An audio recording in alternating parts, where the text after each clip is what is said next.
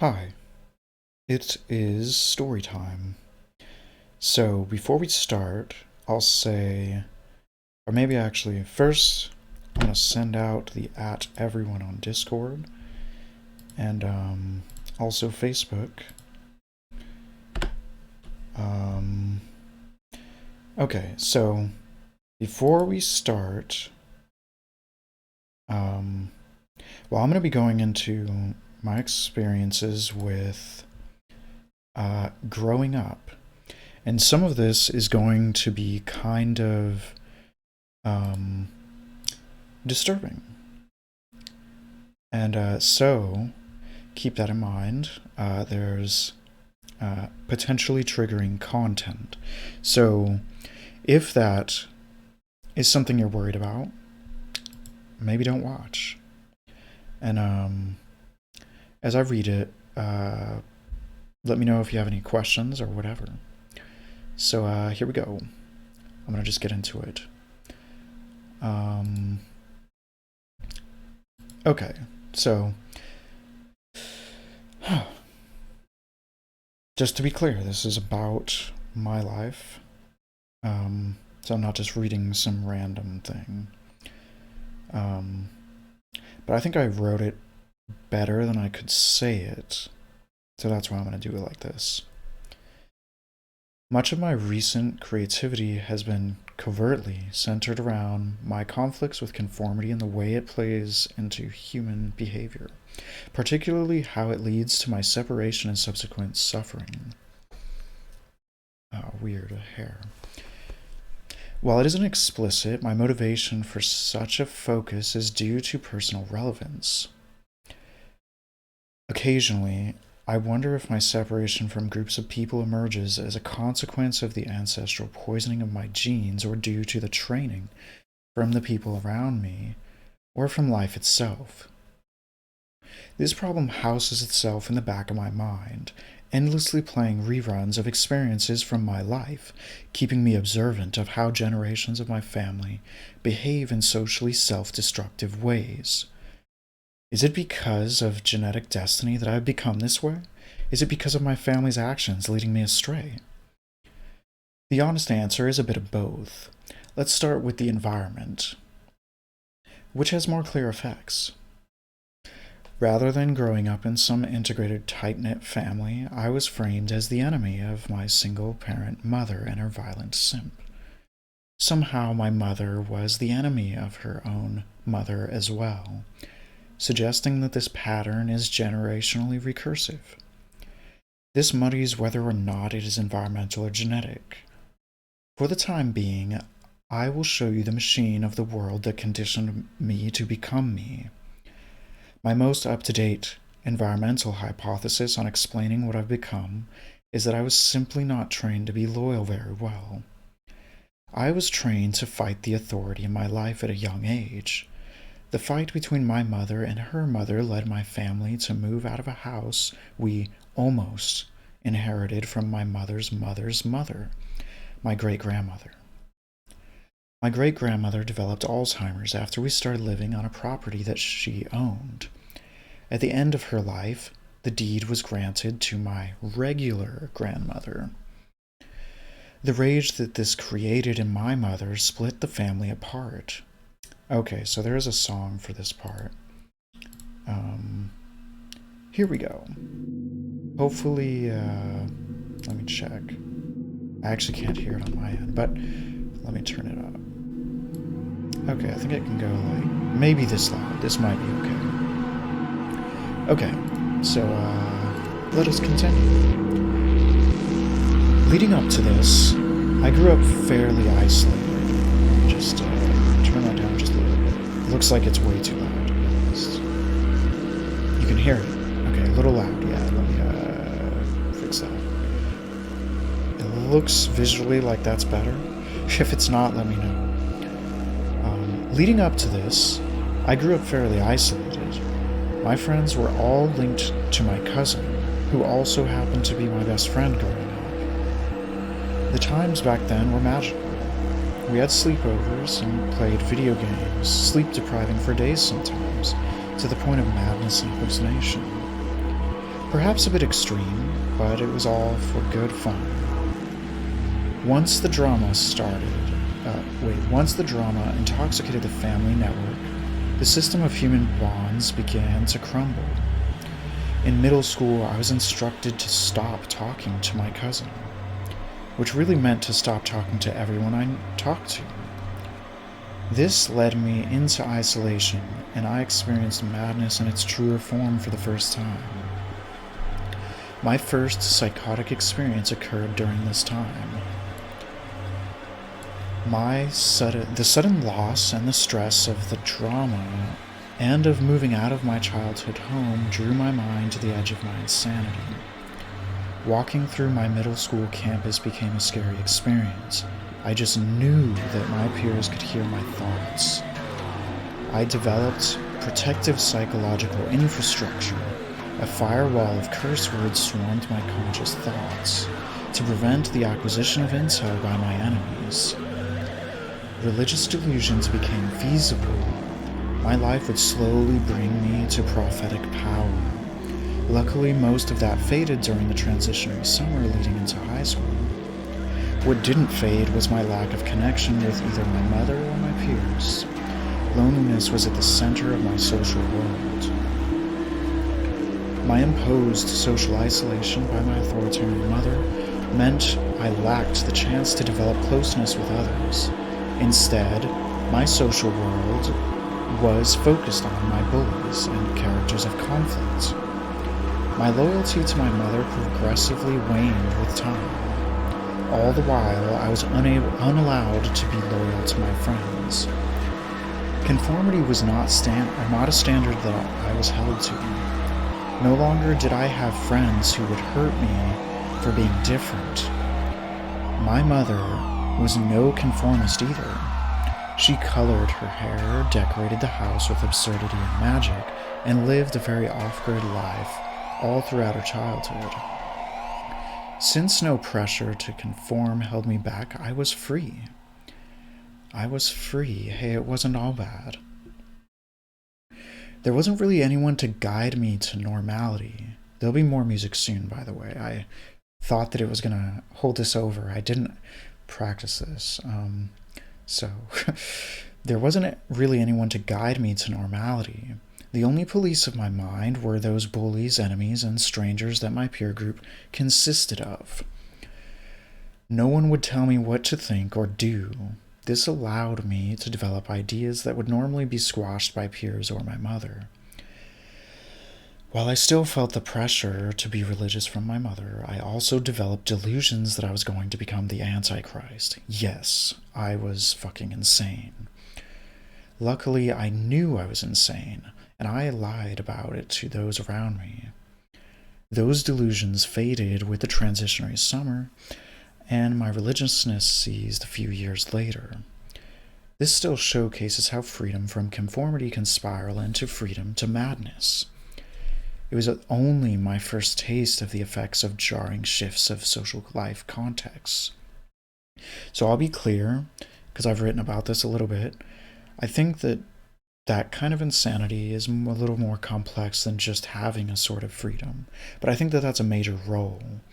And I think that the kind of distrust you see in schizophrenia is pretty intimately tied with the fact that they hold very contrary views of reality.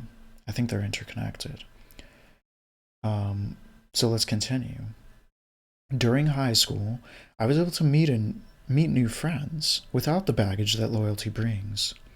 That's not to say I wasn't loyal at all, but I did hop from clique to clique, seeing the lens of each group of people. All of these other people seemed to be a bit more ingrained in their groupishness. This left me wondering why they remained so fixated on their in-groups. My friendship style was, and probably still is, very platonically polyamorous, whereas many of my friends in high school seemed to be much more clique monogamous. Time for the next song. And let me know if it's too loud again. I think I fixed it from before, and I'm assuming the lack of correction there means that I did. So, hopefully. Okay. At the same time, my mother became dependent on a violent man to pay the bills in our new living place. Alcohol became a solution to her problems, and her solution became my problem. Eventually, this evolved into heroin use. Over the course of the next few years, going into high school, chaos kindled into a great vast fire of drama, drugs, mania, sleeplessness, emotional abandonment, and unreasonable weekday parties lasting into the early AM, only ending with a major bang of violence, tragedy, and the police. Eventually, the police were called one too many times, and the cops had Child Protective Services take us away.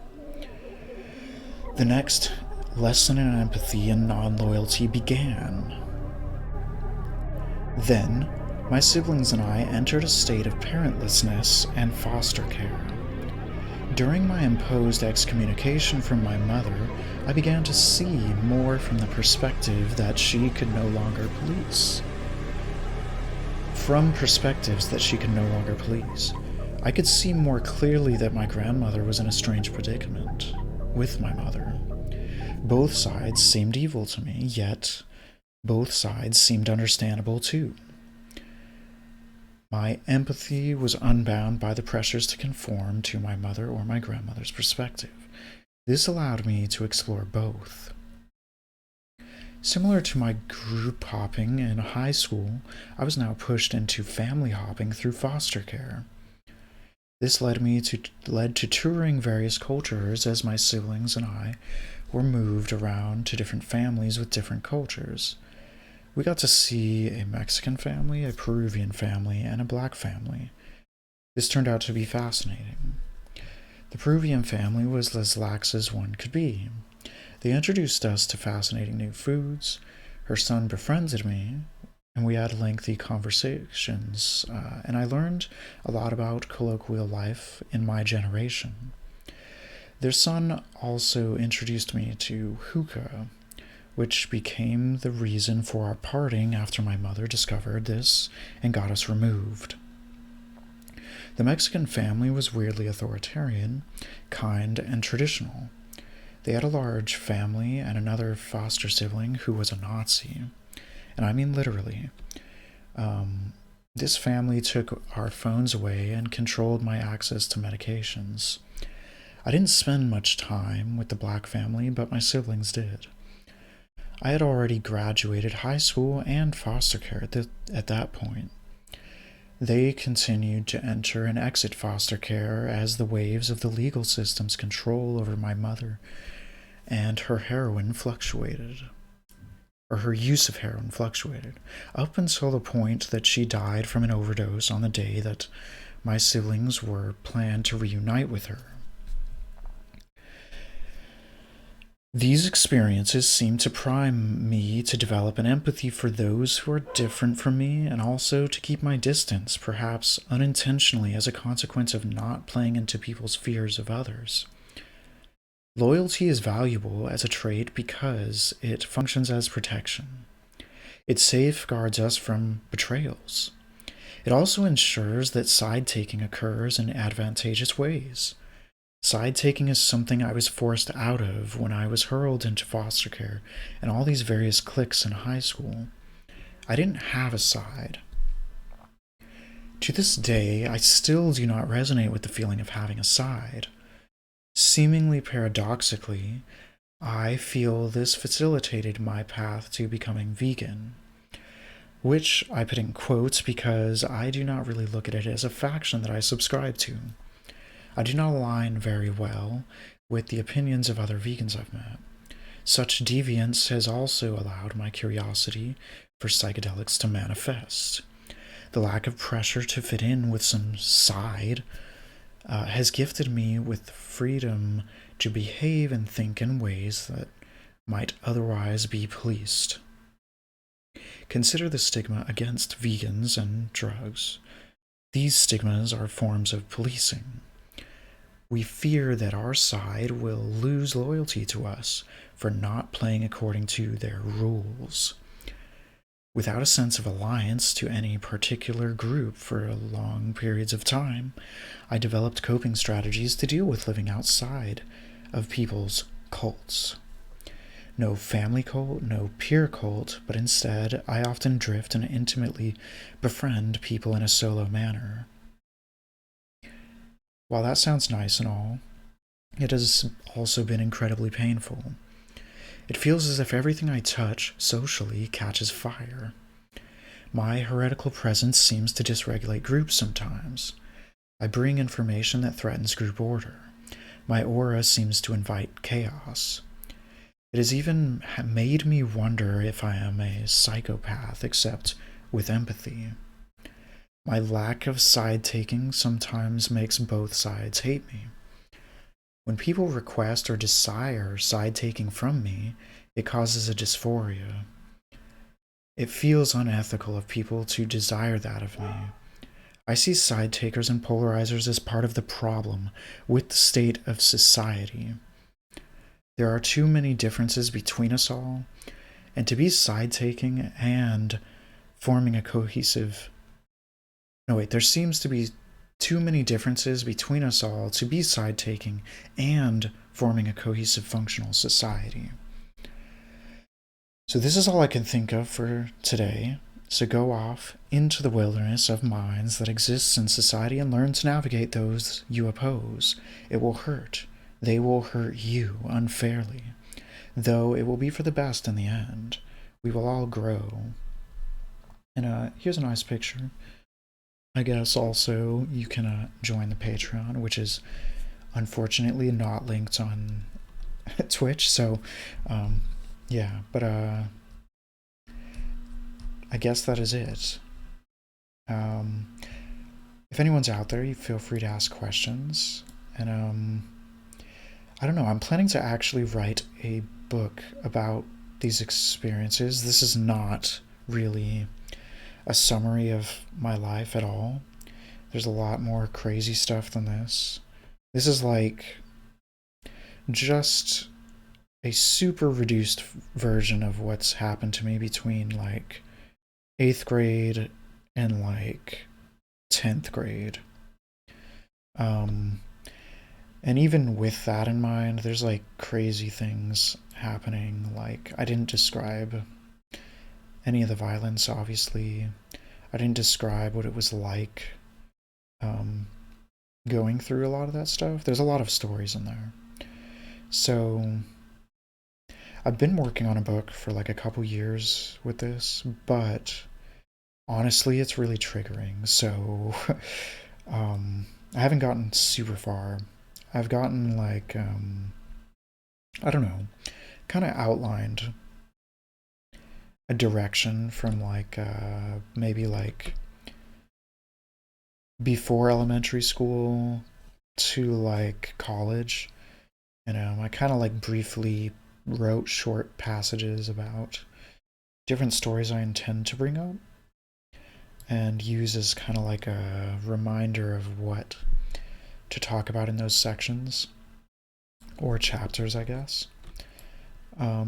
Also, my sister is planning or has already written a book but has not finished it. And we might be working together, maybe? Because I actually don't remember. I'm like super dissociated when it comes to a lot of this stuff because it messed me up a little bit.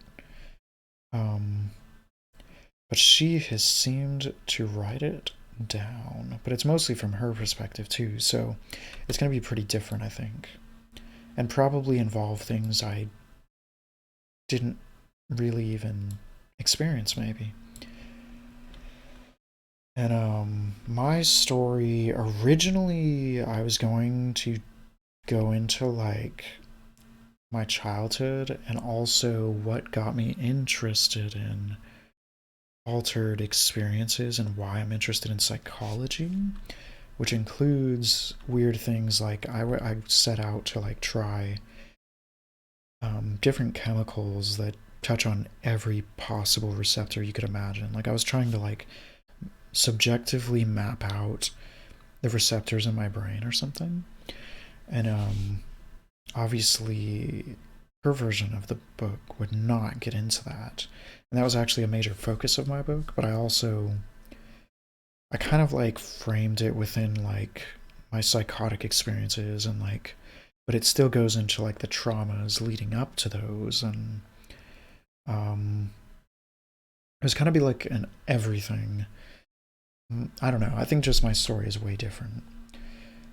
uh and I was gonna make it kind of like a weird thing where I go into like weird descriptions of like almost like romanticized trip reports maybe, or like uh something like that, you know. um but yeah, it's also very triggering, so like I don't know how long it's going to take. I almost think it might be really long.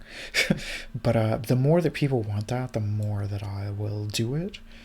A lot of people were telling me to do it before, so there is some pressure. But yeah. Okay, so I'm gonna. Let's see, we got 20 minutes. That's a pretty good length for a YouTube video, which I'll upload it later.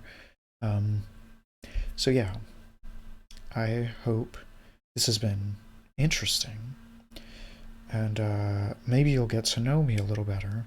It's kind of the point of these ones. I think like there's a lot of value that can come if I actually talk about my life, because I think a lot of people go through things like this, and I think there's a lot of people that don't have any empathy for struggles. And just to be clear, this barely painted my struggles. Like, this is like surface level, and like there were points where it's like every week or something there'd be like some crazy party in my house, but it would be like my mom partying alone and just like getting really drunk, and then like the music would be on these like massive speakers just blasting to the point that the cops are called. And then she would do things like freak out and go like screaming into the streets, or like one time she like pushed the TV through the window outside and threw everything in the house on the floor and was like destroying everything in the house and just like rampaging and all this stuff. And then there's like disturbing stuff, like one time her head was bashed into the concrete while I was like in bed listening to it happen on, or like kind of like even looking through the blinds, seeing in my backyard. So that stuff's like really obviously fucked up. Um, and this kind of stuff would happen almost constantly. And yeah, so like it's pretty messed up, but and obviously traumatizing. Uh, but I think like I don't know, like lately, I think what partly inspires this is like there's a lot of people I know that I think they don't have empathy for like I don't know. I think there's people that are like they want me to be like more somewhere with my life or something. Like they think I should be rich by now or something weird. And it kind of freaks me out that like people are like, "Why are you so stupid, Gage? Like what are you doing?" Like um so I don't know. And I kind of want people to like get what's happening, like my life, like like okay, the other thing that freaks me out is lately like I got into some fights with people, and there was this like sentiment that I am going through a lot. Like part of me is like, yo, I've been going through a lot for like what 20 years or something. What do you I'm going through a lot. This is like this is better than all of what's been going on. Like this is the good part, you guys. No, I'm just kidding. It's actually I actually don't know what's worse. Like some of what's happened to me recently, I almost like all the stuff that was traumatic before, it was like really bad, but there were actually really fascinating and magical euphoric times, which is weird to say, but um I don't know, like, but I was also taking like methylphenidate for ADHD, and that might have made it seem more magical. But like high school was interesting. Like I miss all the people and like the weird mysteriousness that life had still. Um, but there were a lot of bad times. And I don't know, like when I think about it lately, like I made another story time where I talked about kind of more like a current situation with what happened with my ex and like how I think she sort of pushed me into this sort of like I think she was afraid of me leaving her basically, which I tried to do before, but then I was sort of guilt tripped into staying, but then I also fell in love with her later. Like it's way more complicated than that. Like I still even miss her, but I tried to leave at like an early point in the relationship. She like freaked out and begged me to stay. And I think that like set like some sort of framing where she's like believes that I don't really love her constantly, and that I'm always close to leaving, and that I'm only staying because of the way that she's doing things to control me. And I think she started to extend that control in a lot of ways without realizing it, like pushing me to like I think she would have a lot of anxiety the more that I had like a safety net if I were to ever leave. So like the more that I had friends who would like tell me, "Oh, this girl is bad," then the more threat that she was under. So she would like feel really anxious or feel that my friends are like messed up or something. I think she would kind of be suspicious of any friend that she wasn't friends with first or that weren't primarily her friends. So slowly over time, I lost all of those friends that I had. Like I used to be kind of popular even in high school, and I talked to a lot of people. Like when I talked about click hopping, I like talked to a lot of people pretty intimately, and I still do that on the internet, kind of. But um, yeah, kind of was pressured to lose them all. Then there was like a period of like having no friends, both of us almost. And then we started expanding. Like we started like networking with like vegans and stuff like that. and and then that was like actually so good. Like we made like so many friends. There's so many people in those networks in Los Angeles. And I got really close to them, but then like there was this weird like once I broke up, like it was like I was not friends with any of them anymore. And I felt really betrayed. Uh I don't know. So like I forgot why I brought that up, but that's what the other video was about. Um and like there's weird overlap with like my ex and these stories that I talked about today. Like for example, one time my mom got hospitalized trying to commit suicide, and then my ex was having me help or basically making me do her homework because she was like freaking out that she couldn't and that she would fail her class if she doesn't do it. And I got news that my mother was just hospitalized, and I panicked and was just like, I think I need to go to the hospital. And then she was like kind of mad about this. She was like, no. And and she was even like rationalizing it like, doesn't this happen all the time though, Gage? Like, is this really more important? Like it was weird. Um and fucked up.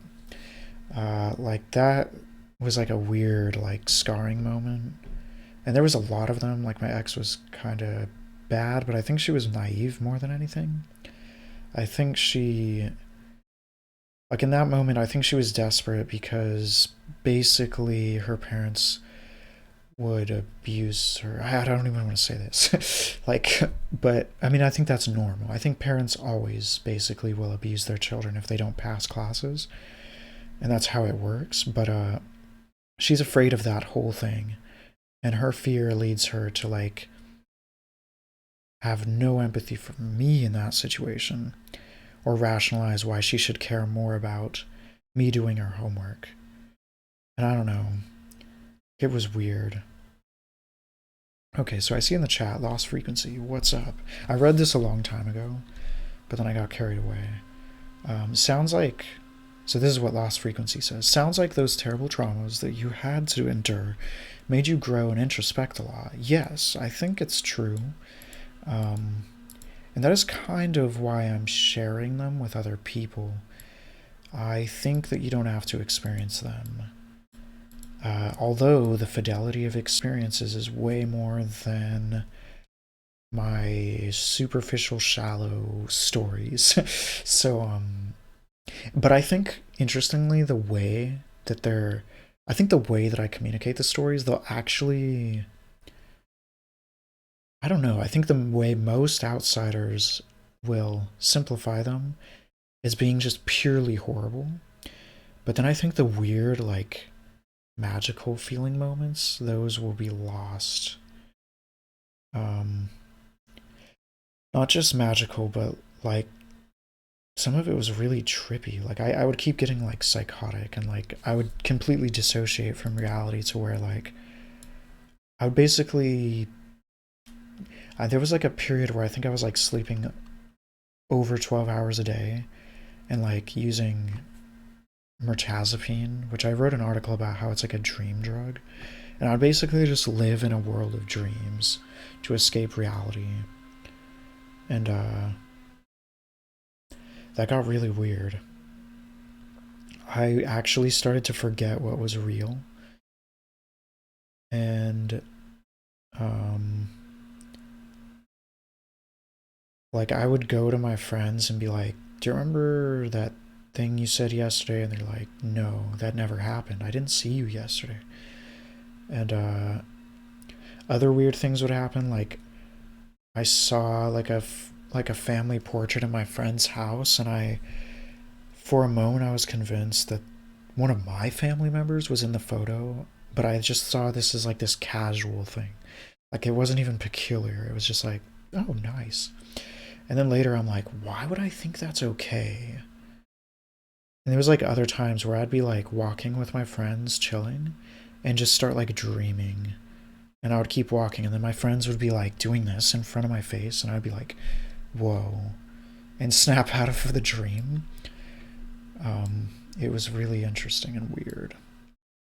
I'll probably do a lot of story times about this, which might be like this might help me with writing the book, I think, without like, because the book, that's going to take forever. This, not so much. And I don't know. And this is like, there's other benefits that I can't articulate at the moment. Okay, so I think I'm gonna stop there now, officially. So yeah, if any of y'all want to, if you have questions or whatever, feel free to ask, or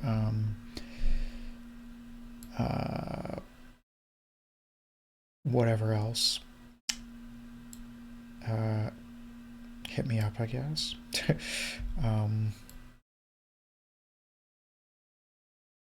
And I guess that's it. I'll see y'all later. Thanks for watching. Hopefully that wasn't distressing and it was more interesting or insightful. I tried to add like little bits of humor into it, which someone even said it was like almost like concerning or something. And I was like, oh, well. But I almost like, I feel like it's actually more interesting to keep that in, because it's like it shows maybe where my mindset is at. Like I'm not trying to like make some formal, like, oh god, it was just like, I don't want to be like fully serious, you know? Like I'm trying to make it like I don't know what to call it. Like it were some sort of, I don't know. But yeah, you get the point. Okay, see ya. Goodbye.